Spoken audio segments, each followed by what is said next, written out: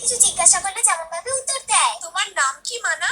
আমার নাম সুপর্ণা ঘোষ, আমার বাবার নাম সমীর ঘোষ, আমার মায়ের নাম সুচিত্রা ঘোষ। আমি স্কুলে পড়ি কুটুল প্রাথমিক বিদ্যালয়ে। আমার মামার বাড়ি বর্ধমানে। আমি ড্রয়িং, নাচের ক্লাস, গানের ক্লাস, আঁকা, আবৃত্তি সব শিখি।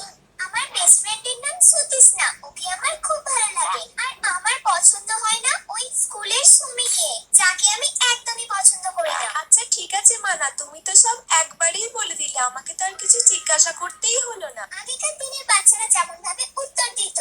কি মানা, তোমার নামটা কি বলো?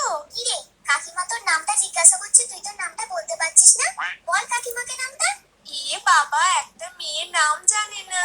আসলে কি বলুন তো, ও না একটু লোক দেখলে বেশি লজ্জা পেয়ে যায়, সেই জন্য কিছু বলতেই পারে না। আসলে আমার মেয়েটা না খুব লাজুকে।